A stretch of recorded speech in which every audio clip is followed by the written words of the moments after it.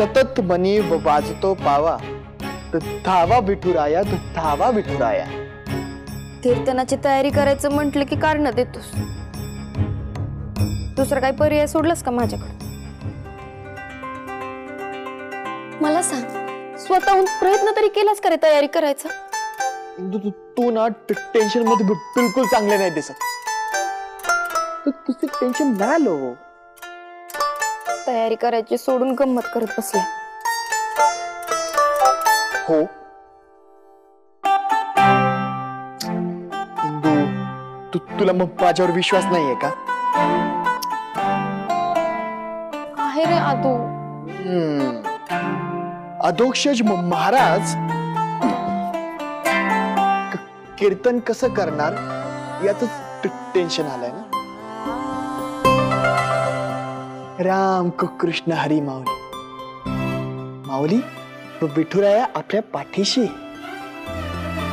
त्याने प्रत्येकाला बुद्धी दिली आणि या जगात जे पण काही घडतं ते सगळं तोच घडवतो, तोच करता, तोच करविता. त्यांनी माझ्यासाठी पण काहीतरी ठरवलेलंच असेल ना.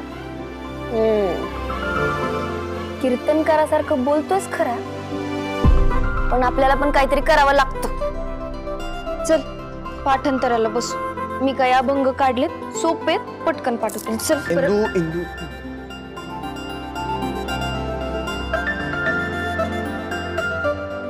तुला अजून काहीच कळलेलं नाही, पण त्याला सगळं माहिती. त्याला मग माहिती आहे मी काही चुकीचं नाही करणार, कारण यात मी एकदम नाही.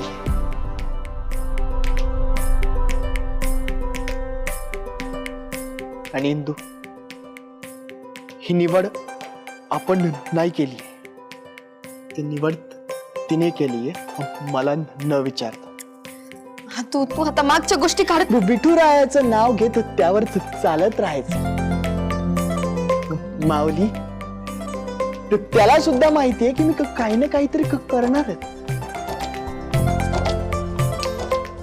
बोललो की नाही तुझ्यासारखं. आता बायको कीर्तनकार म्हणल्यावर तिचे थोडे तरी गुण घेणारच ना. चल पाठांतर करू. ऐक ना, काय? माझ्या पोटात ना कावळे ओरडतंय. खूपच भूक लागलीये मला. भूक लागली? आणते ना काहीतरी खायला. आणते. हा, अजून एक. सोबत चहा सुद्धा आणशील? तो पण आणते.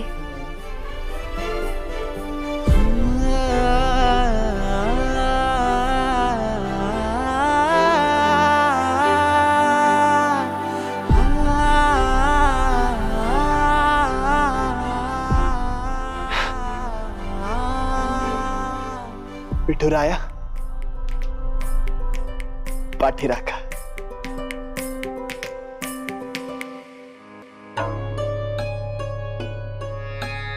व्यंकट महाराज,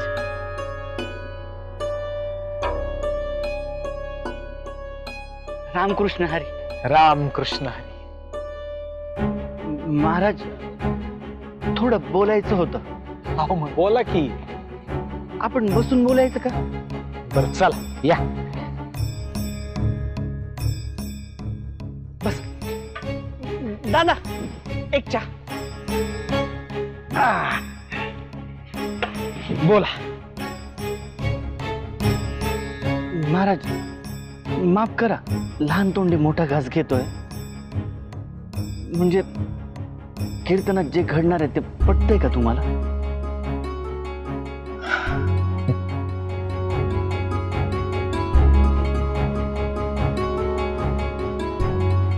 कसं आहे बाळंभट, मी शेती करतो. आधी नांगरणी करतो, मग पेरणी करतो, पावसाची वाट बघत राहतो. कधी कधी भरभरून पीक येतं, कणसामध्ये टपोरा दाना भरतो. कधीतरी पीक फसतं, बीजामध्ये फरक असतो. पण माझा अनुभव मला असं सांगतो की आपण जर खोलवर पेरणी केली, त्याला वेळेवर पाणी दिलं, त्याची मायेनं मशागत केली, तर ते बीज सुद्धा चांगलंच उगवतं. पण महाराज, जांबाकडनं हापूस आंब्याची अपेक्षा करणं चुकीचं आहे ना? नाही म्हणजे बघा ना, ह्या तिन्ही पोरांना आहे ना मी लहानपणापासून बघतो. त्या तिघांपैकी कोणाच्याही बाबतीत असं घडलं असतं ना, तर असं घडू नये यासाठी मी प्रयत्न केला असता बघा. म्हणजे आता आपल्या सगळ्यांना माहिती आहे की आपल्या आदोक्षज महाराजांची जीभ जड आहे, तरीही त्यांना कीर्तनासाठी. महाराज, मोठ्या बाईंना बोलण्या इतपत माझी टाप नाहीये, पण मी हात जोडून विनंती करतो, आदोक्षज महाराजांची चेष्टा होणार नाही यासाठी तुम्ही प्रयत्न करा महाराज. बाळंभट, अहो तुमची तळमळ कळतीये मला, पण वहिनींचा स्वभाव कसा आहे तुम्हाला ठाऊक आहे ना? महाराज, बाळंभट, वहिनींनी यापूर्वी कधी कुणाचं काही ऐकलं नाही आणि इथून पुढे सुद्धा त्या ऐकणार नाहीत. उलट मी जर काही सांगायला गेलो ना, तर त्यांना असं वाटेल की मी आदोक्षच्या मार्गामध्ये अडथळा आणतोय किंवा त्याची गादी हिरावून घेतोय असं त्यांना वाटतं. बाळंभट झोपलेल्याला जाग करता येत नाही, झोपेचं सोंग घेतलेल्याला जाग करता येत नाही. कसं आहे बाळंभट, मी सुद्धा हतबले आहो. कधी कधी स्वतःचाच राग येतो, पण सगळ्या गोष्टी आपल्या नियंत्रणात नसतात आणि शेवटी घडणाऱ्या गोष्टी या घडतातच. आता कीर्तनामध्ये जे काही होईल ती विठुरायाची इच्छा असते.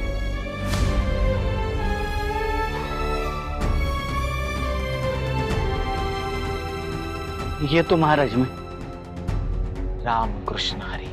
रामकृष्ण हरी.